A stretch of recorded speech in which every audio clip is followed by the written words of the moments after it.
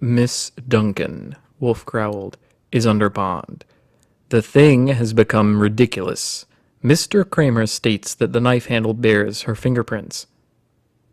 No, I raised my brows. Really? How about the chunk of iron, the weight? None. Clean. Ha! I thought so. She forgot to remove her prints from the knife, but after banging herself on the bean with the weight, she carefully wiped it off. That will do, Archie. If you insist on being whimsical. I am not being whimsical. I'm merely agreeing with you that it's ridiculous. I sent him back his glare. I know what you're doing, and so do you. You're letting it slide. Your performance with those two women I brought here was pitiful. I've got legs and I'm using them. You've got a brain, and where is it? You're sore at Tingley because he got killed before you could shake your finger at him and tell him to keep quinine out of his liver pate. You're sore at Kramer because he offended your dignity. You're sore at me because I didn't get Judd. And now you're sore at Miss Duncan because while she was lying there unconscious, she let someone put her prints on that knife. I turned to Amy. You shouldn't permit things like that to happen. They annoy Mr. Wolf. Wolf shut his eyes. There was a long silence. The tip of his forefinger was making little circles on the arm of his chair. Finally his lids went up halfway, and I was relieved to see that the focus was not at me, but Amy. He leaned back and clasped his fingers above his bread-basket. Miss Duncan, he said. It looks as if we'll have to go all over it. Are you up to answering some questions? Oh, yes, she declared. Anything that will... I feel pretty good. I'm all right. You don't look it. I'm going on the assumption that you and Mr. Cliff are telling the truth. I shall abandon it only under necessity. I assume, for instance, that when you left your uncle's employ and later became Mr. Cliff's secretary, you were not coming to terms with the enemy. You certainly may, Cliff put in. We knew she had worked in Tingley's office, but we didn't know she was his niece. That's why I was so surprised when I saw she was going there last evening, but I couldn't imagine what she was doing there. Very well, I'll take all that. Wolf went on with Amy. What would you say if I told you that Miss Murphy was responsible for the quinine? Why, Amy looked astonished. I wouldn't know what to say. I'd ask you how you knew. I couldn't believe that Carrie would do anything like that. Did she have a grudge against your uncle? Not that I know of. No special grudge. Of course, nobody really liked him. What about Miss Yates? Oh, she's all right. She's a kind of a holy terror with the girls in the factory, but she's certainly competent. Did you and she get along? Well enough. We didn't have much to do with each other. I was my uncle's stenographer. How were her relations with Tingley? As good as could be expected. Of course, she was a privileged character. He couldn't possibly have got along without her. He inherited her from my grandfather along with the business. Wolf grunted. Speaking of inheritance, do you know anything about your uncle's will? Who will get the business? I don't know, but I suppose my cousin Philip... His adopted son. Yes, Amy hesitated, then offered an amendment by a change of inflection. I suppose he will. The business has always been handed down from father to son, but of course Philip... She stopped. Is he active in the business? No, that's just it. He isn't active in anything except... She stopped. Except? Wolf prodded her. I was going to say except spending money. Only for the past year or so he hasn't had any to spend, since Uncle Arthur kicked him out. I suppose he's been giving him enough to keep him from starving. I had an idea when my uncle phoned and asked me to come to his office yesterday that he was so urgent about it and that it was something about Philip. Why did you think that? Well, because the only other time he ever sent for me it was about Philip. He thought that I had an influence over him. Did you? Maybe, a little. When was the other time? Nearly a year ago. What did he want you to influence Philip to do? To settle down, to take an interest in the business. He knew that he wanted to marry me. Of course, Philip isn't really my first cousin, since he was adopted. He isn't any relation at all, but I didn't want to marry him. I wasn't in love with him.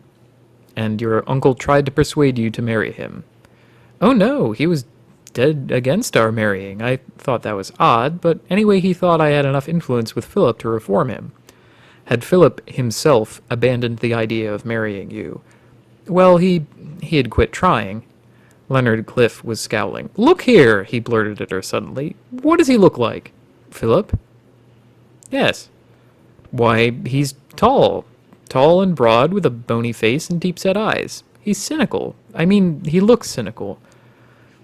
Cliff hit the arm of his chair with his palm. It was him. I saw him at police headquarters this morning. It was him. What if it was? Wolf demanded impatiently. Because that's what I came to tell you about. He's the man I saw last night, the one in the raincoat. Indeed, Wolf said. The one who arrived at 7:40, after Mr. Judd left. Yes. How sure are you? Damn sure. I was sure when I saw him that they're at headquarters, and I started to try and find out who he was, but they hustled me out. And now, from the description Amy gives, Wolf snapped at Amy. Do you know where he lives? She shook her head. No, I don't, but I can't believe you don't think... I haven't begun to think. First, I have to get something to think about. He turned to me. Archie, do you know of anyone we might hire to find Philip Tingley and bring... That was all I heard. I was on my way out.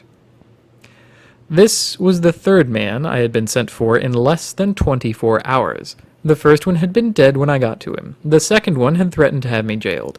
I intended to get this one. But first I had to find him, and that turned into a job. From the maid at Tingley's house, I got the address easily enough. East of 2nd Avenue on the 29th Street, but he wasn't there. It was a damp, dingy, dirty 5-story walk up. I pushed the button labeled Philip Tingley, but got no answering click. The button's position showed me that he was 4 flights up, and since the door was unlatched, I entered and climbed the dark and smelly stairs. There were no buttons on the inside doors, so at the fifth floor rear, I knocked half a dozen times, but without result. I sat down at the top of the stairs and tried not to stew for nearly 2 hours. Up to 5 o'clock, that was one of the most unsatisfactory afternoons I can remember. The sensible thing would have been to get Fred Durkin, who works for Wolf on occasion, and leave him out on post while I explored, but I wanted to make the delivery without any help. After a dish of beans and a couple of glasses of milk at a joint on 2nd Avenue, I tried again, with the same result. Inquiries of the janitor in the basement and some of the other tenants were a good language lesson, but that was all. At 4:30, I went out again and did some research from a phone booth and drew nothing but blanks.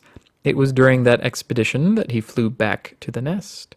When I returned, a little after 5 o'clock, and, just to be doing something, pressed the button in the vestibule, the click sounded immediately. I popped in and bounced up the 4 flights. The door to the rear flat was standing open, and he was there on the sill when I reached his level. My first glance at him showed me not only that Amy's description had been accurate, but that I was an unwelcome surprise. He didn't like me at all. "What do you want?" he demanded as I appeared.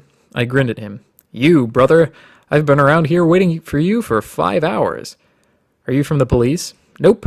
My name's Goodwin. The ape was shutting the door. I got against it and slid inside." "Get out," he snarled. "Get out of here." "My goodness," I protested. "You haven't even asked me what I want. How do you know I'm not Santa Claus?" I kicked the door shut behind me. There was no hurry, since Wolf wouldn't be available until 6 o'clock. "Let's go in and talk it over." I suppose I was careless, but what he did was so unexpected that he had me before I knew it. Not only did he get his long, bony fingers around my throat, but the strength of his grip indicated that they weren't all bone. I grabbed his wrists, but that was no good. He had the leverage. I ducked and twisted and broke his hold, but he pressed on, clutching at me, scratching me on the cheek.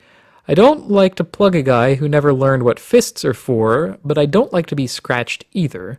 So I put him back with my left and hooked with my right. He staggered, but the wall kept him from going down. "Cut it out," I said curtly. "I don't want it." He hauled off and kicked me. What with my throat hurting when I talked and the scratch on my cheek, and now this, I hit him harder the second time than I intended to.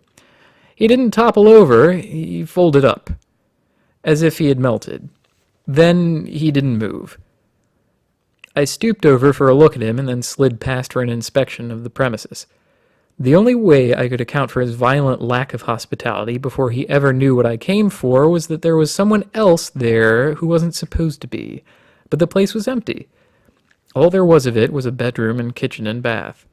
I gave them a glimpse, including the closet and under the bed, and went back to the tenant. He was still out. In view of his disinclination to even let me state my intentions, it didn't seem likely that I would get any kind of cooperation from him in my desire to escort him to Wolf's house, so I decided to wrap him up. He was too big to do anything with in the narrow little hall, and I dragged him into the kitchen. With a length of old clothesline from a kitchen drawer and a roll of adhesive tape from the bathroom closet cabinet, I soon had him arranged so that he would at least listen to me without kicking and scratching. I was putting the third strip of tape crosswise on his mouth when a bell rang right behind me. I jerked up. The bell rang again. So that was it. Not that someone was there, but someone was expected. I found the button on the wall that released the door latch downstairs, pushed it several times, took a swift look at the job I had just completed, stepped out and closed the kitchen door, and opened the door to the public hall.